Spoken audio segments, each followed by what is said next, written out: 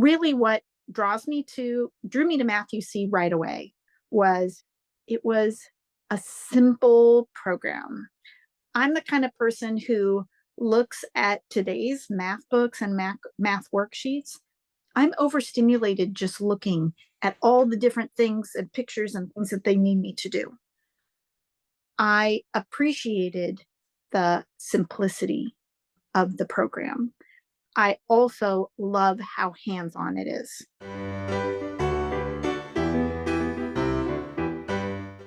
Hi, everybody. This is Gretchen Rowe. Welcome to this special bonus episode of the Demi Learning Show. I am having the most awesome time having a conversation with my new friend, Liz Visnurovich. And we're going to talk about the fact that she is a Matthew C supermom. Now, that's not the only thing we're going to talk about because Liz is a reading specialist and a math intervention specialist. And I really wanted her to come here today and talk to me about why she thinks Matthew C is such an amazing program. So, Liz, I'm going to let you introduce yourself and talk in a little bit of depth about how we found each other, and then we'll get started into our conversation. Well, Gretchen, thanks again for having me, and I'm always so excited to talk about one of my favorite subjects, which is math. In fact, in our school's latest my talent was singing skip counting songs that help you learn your skip counting skills. And I have to say, I didn't win, but I sure did steal the show. So, again, my name is Liz Visnurovich. I live here in Richmond, Virginia. I'm a now retired homeschool mom since both my daughters are in college. One is about halfway through and one is just about finished. And I've been a very happy Matthew C mom for now almost 20 years. So, like a lot of people, I got introduced to Matthew C when talking with other homeschool parents, because of course, when you're new, you never really know where to start. And I just found like all of a sudden it just seemed to be a really good fit. Really, what drew me to Matthew C right away was it was a simple program. I'm the kind of person who looks at today's math books and math worksheets. I'm overstimulated just looking at all the different things and pictures and things that they need me to do. I appreciated the simplicity of the program. I also love how hands on it is. My math blocks are still everyone's favorite toys. And I'll talk a little bit later about how I use Matthew C in the classroom. Liz, did you always plan to homeschool, or was Yes, it was always our intention to homeschool. At When my husband and I, before we started our family, I was working for UVA Hospital, and he had just started at VCU in the Department of Music, and we had made the decision early on that we wanted to homeschool our kids. I always had a passion for education, and I've always loved working with kids. But, and again, this is in the early 2000s, I was really disillusioned with what I saw happening in public schools and what through the news I felt the direction that public school was going into. And like a lot of new couples, we could not afford the private schools that we would have preferred if we were going to send our kids to school, especially here in Virginia. They can be prohibitively expensive. And I had thought about going into teaching, but I realized I did not have any desire to kind of enter the machine, so to speak. Like, I really wanted to be able to have the freedom, to be able to have the flexibility, to be able to have the time to discern that being a standard K through 8 or high school teacher, I never would have gotten that there. Absolutely not. Um, and so we started with Math UC as a toy. The blocks were just meant to be played with. And um, so when it came time for us to start learning, it really didn't take long for them to um, really be able to use the blocks as tools, because they can find a 4 block in a half a second. They can identify and find all the blocks that they need, and they know, because they've built so many fortress walls and castles and other things with these blocks. They know how many of each block fit on top of one another. They It was a great way for my kids to learn their colors. For us, Math UC has always started with um, associating it with something fun. I like that. That's a really excellent tip is it's demystified when you make it fun. And there's a difference between making learning play and gamifying, which I'm not a huge fan of the gamifying trend. That's a whole nother ball of wax. But for my kids, and continuing on with the students that I work with now, the your first introduction to Math UC is always at playtime. It's always in play. It's always even in play when I'm working with middle school students. It's I mean, we use the blocks all the way up through algebra. And so it's never too late to start playing. And I think it really gives this great positive connotation to using the manipulatives, because you're already used to it. And you homeschooled your daughters all the way Hmm. through high school, Yes. and now they're both in college. So Right. talk about how Math UC prepared them for that, because that's a question we often get from parents. They're like, well, this looks great, except it's not going to serve my kids beyond maybe middle school. And as the mother who had 6 of them, I know that's not true, but I want to hear your perspective. Well, we absolutely used Math UC all the way up through Algebra 2. And at that point, they were beginning to take their dual enrolled classes at the community college before heading off to university. I really appreciated, again, the stepwise sequential nature of Math UC, where each step isn't this giant leap above the next one. There are times when the progress seems so subtle that your kids don't realize that they're actually making these big jumps over time. And it never feels very overwhelming, which I really appreciated. I know that it might seem a little daunting to maybe families who don't have as strong of a math background.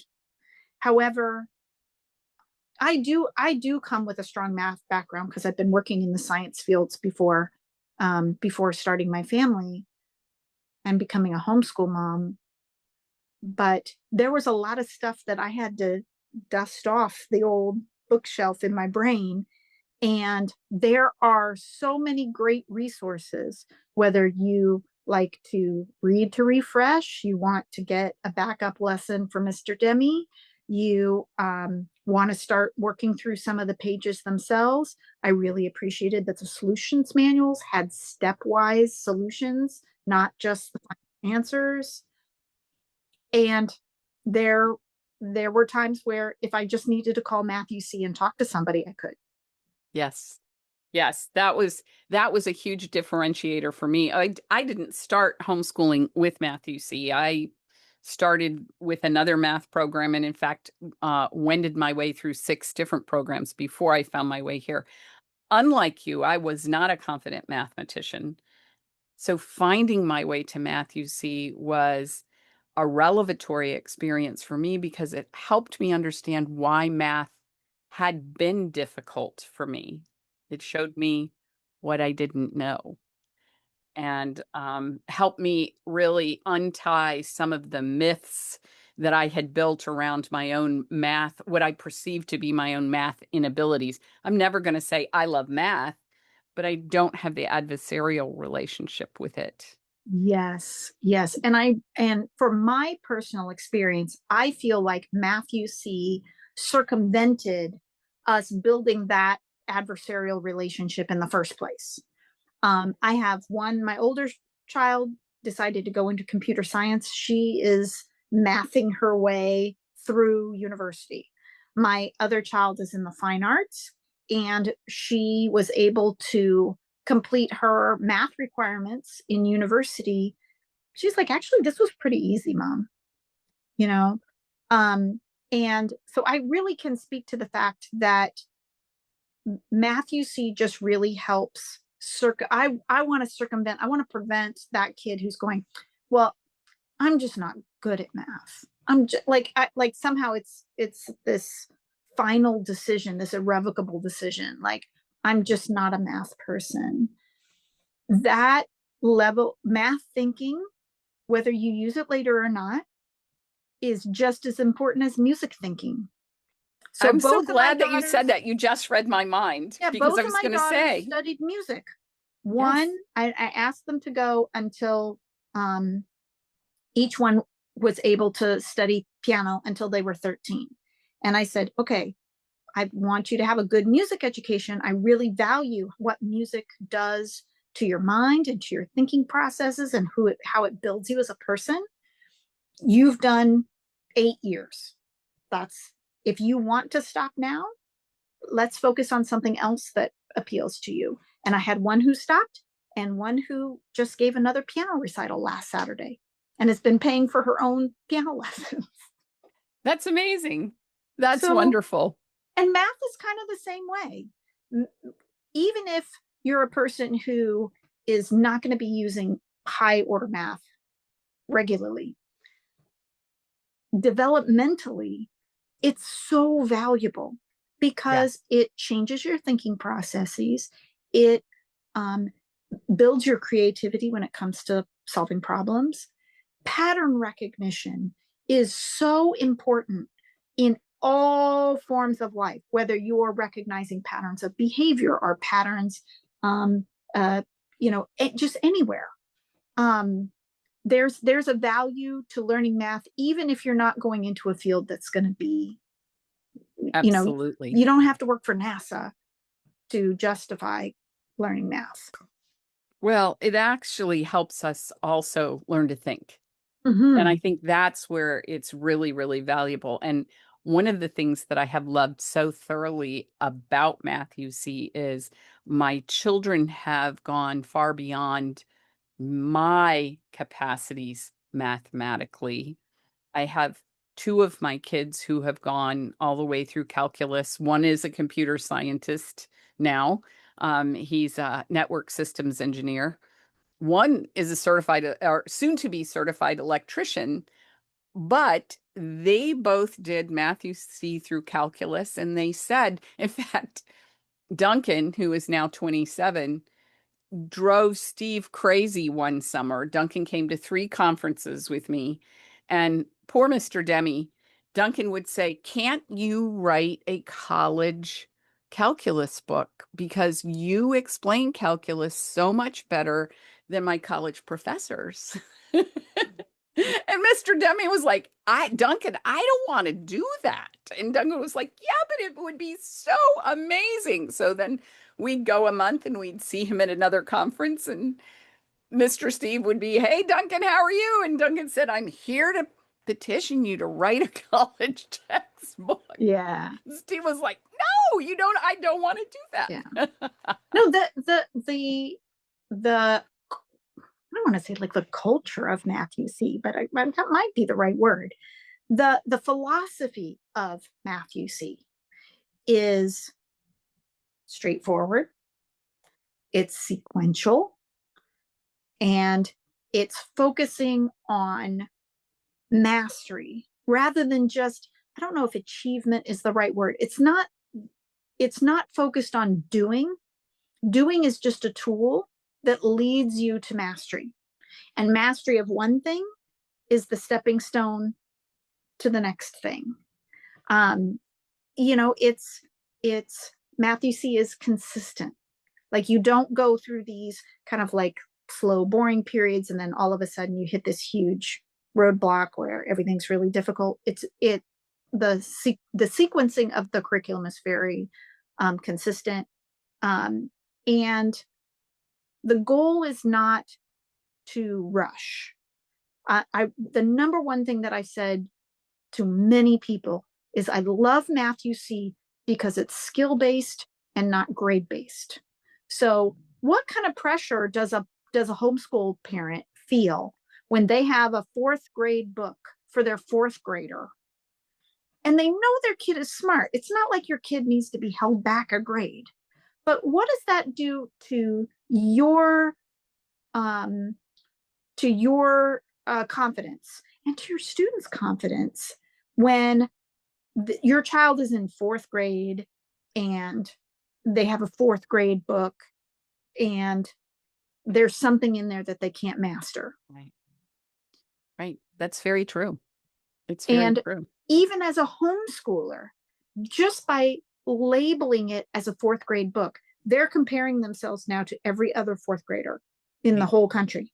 Like, every fourth grader can do this and I can't. What kind of person am I? I'm just going to give up on math. And none of us want that for our children. No, So I think absolutely not. it's very important that we can take that message and apply it and recognize that even as adults, we can internalize that message.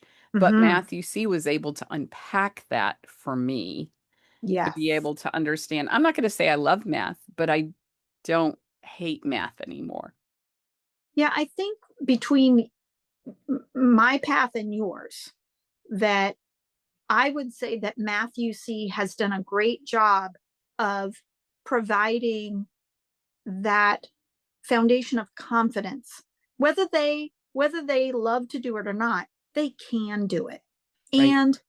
And there's not this sense of identity that's connected to their math skills, which is like, well, this is a thing I can do. This other thing I haven't learned yet. The other thing is, for you, it's unpacking and undoing and dismantling that feeling of, I just must not be good at math. Like, how can you make any progress if you've labeled yourself as a person Right. who just can't? Right. And, one of the things that has been a blessing working here for 12 years, I was able to figure out where I developed that um, belief and sort of unwind it, if you will, so that I no longer hold that belief about myself. And that was very empowering. That gave me the opportunity to change the game for my children.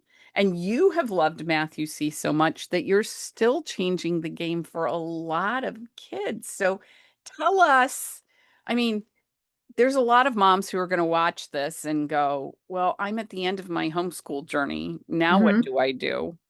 Tell us what you did. So, I don't know about you.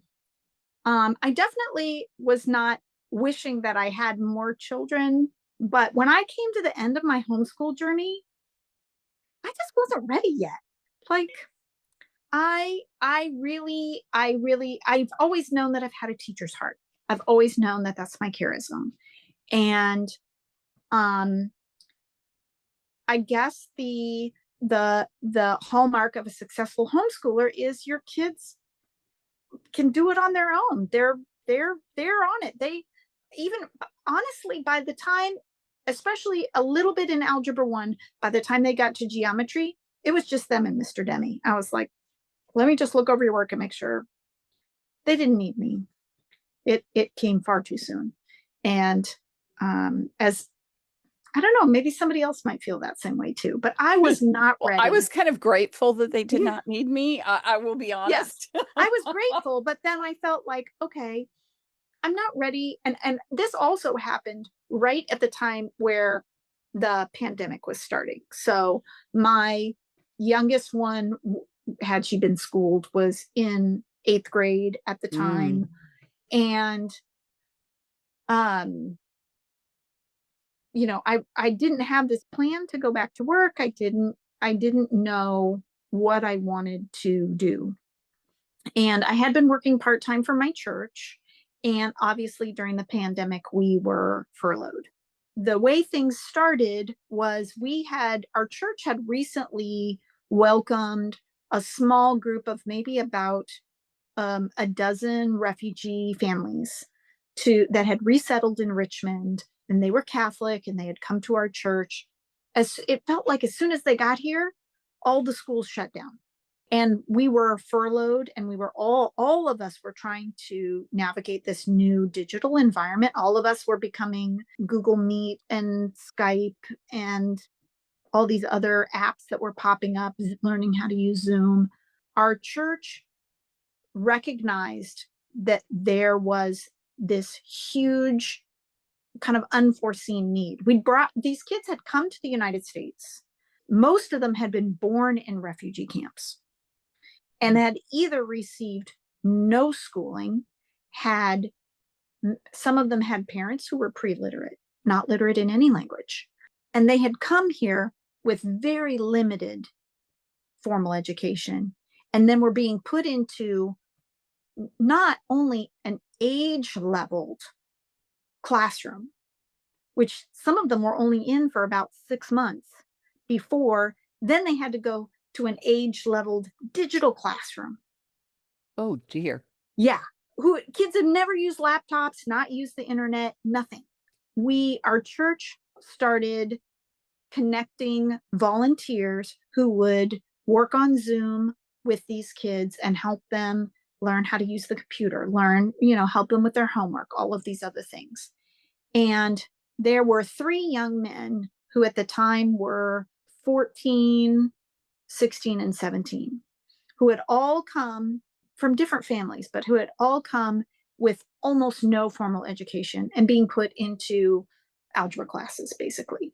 The lunacy of that, Absolutely. it's like, just because I stand in my garage doesn't mean I'm a Yeah. car. So Yeah, just that's to right. say you're 14 or 15, Yeah. here you go, we're going to put you in this class. So, Not a recipe for success. me and my teacher friends, we did our research, and we talked with the parents, and we were able to pull these 3 young men from school and register them as homeschoolers, because they weren't going to school anyway. And frankly, I had all this homeschool energy just bubbling in me that I wasn't ready to chuck out yet. I am not a licensed teacher, but my friend who has helped me with coordinating all these tutors, she is a licensed teacher. She became the teacher of record and the evaluator for these students. And I stepped in with all of our reading curricula with my friend she's one of the ESL coordinators for Henrico County. She brought me all of these amazing ESL programs. And we started with Math-UC, and we started with Alpha. We started from Alpha, and I'll have to send you the picture. I got a couple of these boys. I got a picture. I took a picture of them with their certificates. In 1 year, they had gone from Alpha to Zeta. In 1 year. No, they had gone from Alpha, Beta, Gamma, Epsilon. Sorry. They got through Epsilon. And so I had them, I put in our little classroom board 5 books in 1 year with a big certificate for them. They made such huge gains. Now, does that say, like, when you're done with Epsilon, like you're ready to go jump back into your high school classes at, whatever? Well, I figured we can get them through Algebra 1, we can get them through geometry. That's enough to get the standard diploma here. And we were able to graduate these young men, and they went on to, one is getting ready to enter the military, and 2 are in community college and working part-time right now. That's amazing. Yeah. Never underestimate the power of a homeschool mom. Also, that was my first time kind of like raising boys. Wow, wasn't that a crash course? As somebody who has 3 of each, I can tell you there is a lot of difference between girls and boys. Yes. So obviously I was using Math-UC this way. In 2023, my friend Kenya Gray and I formalized our church ministry of trying to match students up with tutors to be able to help them. we had started a summer school program and a Saturday school program. She actually, as an ESL teacher, had been pulling students to come and work at the library on Saturday and bring in volunteers. And I originally was one of her volunteers. And we said, look, I've got a church. Let's make this a real program. And so in the summer of 21, we started our first summer school with 8 students. In the fall, we started our first Saturday school program, 8 Saturdays, and we have steadily grown. We just finished our 5th full year. So the summer season will be the beginning of our 6th year. Our last fall season, or sorry, our last spring season, because I had a record number of volunteer applications, we were able to accept 40 children. 40 children from about 12 different, who originated from about 12 different countries, speaking all kinds of languages with all kinds of cultural backgrounds. As I was saying before, Kenya and I formalized this program into a nonprofit in 2023. So this educational nonprofit is called Tusome, and which is the Swahili word for let's learn. And we coordinate dozens of teen volunteers. We recruit them, we train them, and we place them in our summer school and Saturday school programs, almost like Big Brother, Big Sister. We call it the buddy system, where a student will get assigned a mentor or a buddy, and that is the person that will be working with them through the whole season. That program has been very generously funded by various granting agencies and private donors. We do work on a bit of a shoestring budget, and everybody is volunteer, but we have been able to provide this program, which not only provides private tutoring, personalized curricula, a lot of it using, half of it's Math You See. The math portion is all Math You See. It's all I use. We provide healthy, we don't do lunch, but we do heavy snacks, heavy snacks. And then we do special activities each year. And we're able to offer that program for free. Oh my goodness, that's amazing. And so how many days a week are these kids with you? So during the fall and spring season, it's 6 Saturdays in the fall, 6 Saturdays in the spring, and then 2 weeks in the summer. Our summer season this year is scheduled for July 20th through the 31st. And we're already in full recruitment mode. We have 35 slots, and already 22 of them are full for volunteers. Do you find that you have volunteers who love it so much they come back and volunteer Oh, again? absolutely. Absolutely. In fact, I have, during the summer, I get a lot of my college students to come back that were with me for either most or the entirety of their high school years. We do take volunteers starting at 8th grade, and they do stay. They absolutely, so like out of my, right now we have about 34 applicants, all but 6 of them are returning. Amazing. That's amazing. Well, that speaks to the quality with which you are doing this, because it compels them to return again. Absolutely. That's got to be amazing. I have always told those mentors that they are the reason that our students are coming, giving up their Saturdays, giving up their summer to come and do literacy and math, because they're not doing it because they want to read more and they want to write more paragraphs and they want to learn more vocabulary. They want to master multiplication. They're doing it because they want to be with their buddy. And doing that stuff is just the means to get them to their buddy. And their buddy, we train them to be highly encouraging, to help them find their focus, to help us maintain a high standard of learning, so that we immediately know if there's any issue, if there's any struggle, we can immediately teach into that moment and remove that struggle. It's been an extremely fruitful journey, exhausting at times, but fruitful. Sure. And it wasn't until last year that I came on. I had been working with Title I on and off at the high school level, but I was offered a um, Title I position for both Richmond City School and Henrico County, but serving at a private school. So I serve those students at a private school. And I basically do the same programming I do in my tutoring program. I bring it to to my Title I classroom, which is all a small group classroom. It's like between 1 and 4 students. Sure. So when you onboard a new volunteer, what are the things that you feel like are essential for them to understand about math, you see? Because I'm going to make the assumption that all of your volunteers don't have necessarily a homeschool background. No, no, we do have a few homeschoolers. It's true. We do have a few. But we are lucky to recruit our volunteers. They don't volunteer every single season, but at right now I have a volunteer base of about 80 teenagers from more than a dozen high schools all over the greater Richmond area. And some of them travel a long way to serve our students. So again, almost none of them have a Math UC background, almost none. We do training workshops.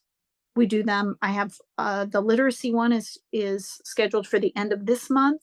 Mid-June, we'll be doing the math workshop, and that's a half-day workshop. It's from 9 to 1, and I do bring in a few students for them to work with, but as their students progress, even the volunteers who ask for the same student over and over again, those students are progressing. So you can't just be good at alpha or just be good at epsilon. Right. I have to have you knowing not only the broad overview of how Math UC as a program works and how we work to encourage our students to put in that effort to be able to teach into these are some of the methods that we use that are just for gamma. These are some of the methods that we use. This is when we're going to start learning how to use fraction overlays. Sometimes in the fall, we'll grab some high school students and start working in the algebra level, but we usually stop around epsilon. I do have some zeta students, but it's mostly epsilon. The majority of our students are alpha, beta, gamma. But giving 90%. them that foundation through epsilon is life-giving, Yes. especially to a child who perhaps has struggled heretofore. Yes. The nice thing is that the sequence of skills progresses very subtly. I don't want to say slowly. It's just subtle. It's just what we did before, plus this one extra little layer. And the volunteers who don't come from a Math UC background, they are traveling with those students in the same way. In our small group rooms where students and mentors are paired up, I always have a lead teacher in each room. And it's that teacher's job to not teach and lecture the class, because homeschoolers don't work that way, right? We don't like have here's my lecture, take notes. Is to teach in when we feel like something is a struggle. I train my volunteers to take a temperature. Is something too hard, too easy, or right in the middle? Right in that middle is where I want to stay, where you have to do some effort, but no tears. Yes, I had that in my notes from last week, and so I was hoping that you would say that, because I think that's a really good attitude for a parent to have as well. Yes. Yes. As are we in the sweet spot where you're going to be learning and growing your knowledge without being frustrated? I have never been to a Math UC professional development or a training program. Just through my consistent use of the videos, use of the teacher's manuals, and talking to other homeschool moms, talking to calling up folks with a question at Math UC. I want to be able to transmit the things that I kind of learned the hard way. I want to put that into my volunteers. Like, this is why we do this a certain way. One of the things that I really wanted to speak to is encouraging families who are either looking for a math curriculum that's going to fit their students, or has been using math you see a while and just needs that encouragement to kind of stick with it. Even a family that has a student with, I hate to call it a natural math aptitude, but some kids are just puzzlers and they like to solve puzzles. And really, isn't that what math is for? It's just solving Sure. concrete problems, right? Even your child with great math aptitude is going to have periods of, breezy success and slogging struggles. They will enjoy not, I don't have to do every single worksheet that goes with the lesson. I can focus. There's sometimes when a skill was really easy, I said, okay, well, just do the odd numbers or just do the back half, or let's just work on the review page. You do one lesson page and then we'll just work on the review. And they're able to progress really quickly. And I'm so grateful that there are not 50 addition problems on one page. Thank you. I really, really appreciate that. That's so disheartening to see. When they do eventually hit that just needing a little extra time, it's there. One of the things that I have always said is that comparison is the thief of joy. And I have a coworker who would be so delighted to hear you say that because yes, she says it so often. and math somehow kind of lends itself to comparison. Like, again, this is my fourth grade book. I'm now being compared to every other fourth grader. I can't do this. I'm just going to give up. Your child is not in a competition with the other children. They're not in a competition with your other children. They're not in a competition even with the child that you want them to be, that you've planned for them to be. They're on a journey and they will get to their destination as long as they are making progress.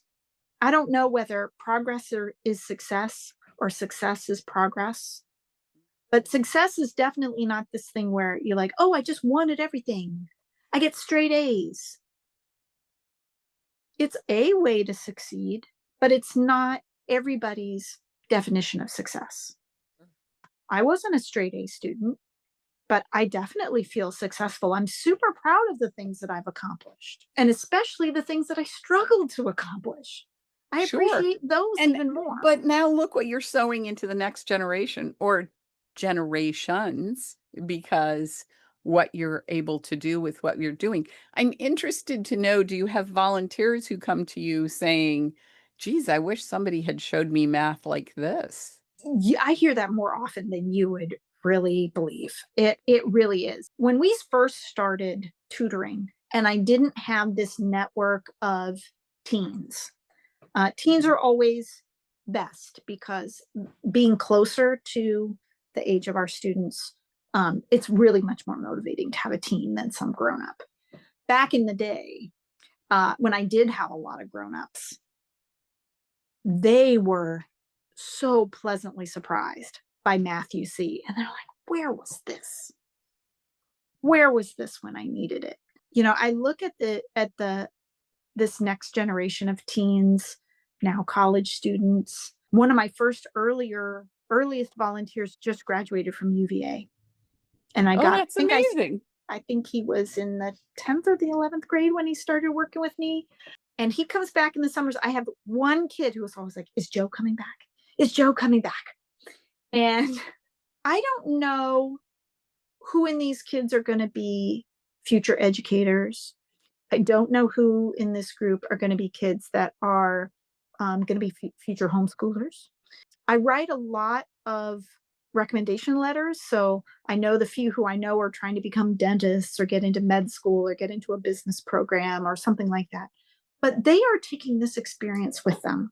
It fosters this idea that relationship is this conduit through all of our experiences kind of funneled. And with this strong relationship, you don't need to sacrifice the relationship that you have with your child to teach them math. You do not need to be heavy-handed and beat it over them and lord it over them. Your child is on their journey. That's the whole reason they became a homeschooler, was to get away from the schedules and the benchmarks and the standardized tests. I should have had you be part of the conversation that we just had 2 hours ago addressing this very issue because, this is the time of year where the homeschool moms are participating in standardized tests and they're all coming unglued over the fact that maybe their children didn't perform where they thought they should perform, or they feel like their effort is reflected in the Mm-hmm. Yeah, score their child has received, which is completely untrue, but I do understand how we get there from here. So, it's hey, you just gave the most concrete example of comparison stealing their joy. Raising children is hard enough. Don't compare yourself to somebody else. This is the whole reason that we're walking this path on our own, is because we know that our first kid isn't the same as the second one, isn't the same as the sixth one. Our kids, we're not comparing them to the neighbor's kids or the kids who sit next to us in that other family at church. We are getting them where they are supposed to be in their own way, in their own way.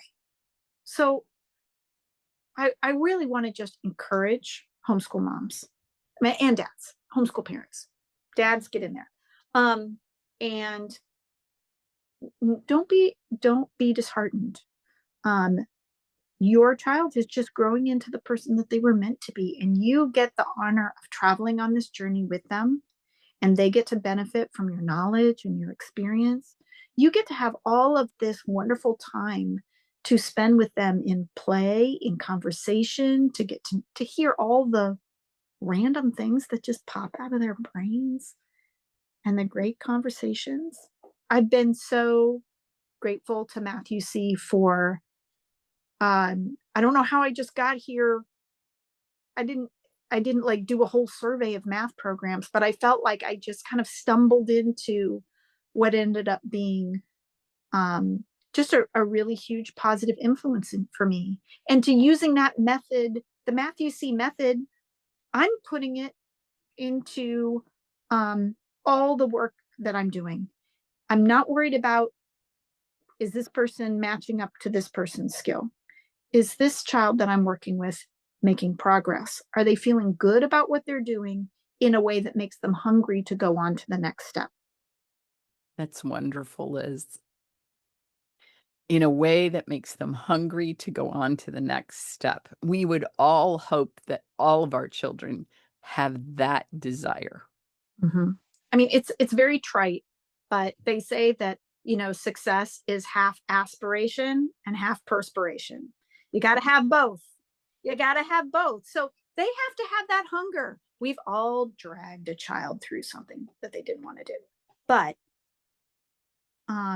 we have an opportunity as homeschoolers to maintain and grow that desire in a way that's really positive for these kids. So the lessons that I learned, the holistic lessons that I learned in a Matthew C curriculum, they apply everywhere. So I'm just really grateful. And again, now my next goal, I am running a Title I summer school pilot program at the school where I work, and I am working very hard to get Matthew C as our approved school curriculum for the summer program. And then my hope is, with some good results with that, that I might be able to invite Matthew C to come do professional development, with perhaps the opportunity to do a pilot program for at least maybe starting in our kindergarten, first grade, second grade classes. I think we would see a huge change if we were able to bring a program like Matthew C into our schools. It's one of the main reasons why I wanted to homeschool, is that I just felt like the current curriculums were not in good service to our students. That's an amazing thing to hear, Liz. Thank you so much for this conversation. This has Oh, you're just very been welcome. beyond anything that I anticipated. Before we close our conversation, if there was something, if if a parent is listening to us and they're sort of sitting on the fence, maybe the homeschool fence or the math fence, either one, what would you say are the takeaways that they should ponder as they go forth? What do you want them to think about? Your confidence should be rooted in love. Oh, love it. Your parenting, how you judge yourself as a parent should be rooted in how you love your kids. And hopefully they're loving you right back. The qualifications will come. When your child is 4, you don't need to know algebra. Just grow with your kids. If you're on the fence about taking that leap, I would just encourage you to go for it. What's the worst that can happen? You're going to spend more time with your children. Absolutely. I mean, and you are the person that your children love the most. In lots of different things, I learned. I wasn't born a great parent. I read all the books, but somehow I didn't learn anything. It's all on the job training. It's all on the job training. And let your confidence just be rooted in love. You love your children. You're working hard to build this family founded in love. However, your family expresses that. Devoting yourself as one homeschool parent or as a pair working together as a team, I can't imagine a bigger gift of love than the opportunity to homeschool your children. I love it. That's a wonderful thing to say. Liz, is there a question I should have asked you that I didn't? Oh, I don't know. But I can tell you the random fact that I learned today. Okay. So a first grader needed to tell me something very, very, very important today. And she said, Miss Liz, did you know that jaguars don't wear slippers? I bet that's something you've never even thought about. I know I No, hadn't. but Liz, now it's gonna be going through my head for the rest of the day. I was like, well, now that you mention it, I did not know that. So it was very important. I just want to let you know that's the headline for today. Jaguars, That's they don't wear amazing. slippers. So Liz, just I want to thank you so much for joining me. This has been fantastic. This has been beyond anything I anticipated thank it you. would be, and I cannot wait to share. I can't wait to share this video with everybody at Matthew C because I think they're going to love it. So, Oh gosh, I could talk for hours. So I'm glad we're moving on. Again, thank you for having me. I hope that if even just one person, that it touches their hearts and sets a little fire under their confidence, it'll have been well worth it. that sounds amazing. Liz, thank you so much. I'm going to You're stop the welcome. recording now, but I so appreciate the time that you have spent with Oh, me today. you're very, very welcome. And just thanks for wanting to have that conversation. I appreciate it. Thanks again for joining us. We're glad to be a part of your educational community. You can help us grow our community even more by rating, reviewing, and subscribing to the show wherever you may be hearing this. Don't forget that you can access the show notes and watch a recording at demilearning.com/show or on our YouTube channel. We'll see you again next time. Until then, keep building strong foundations for lifelong learning.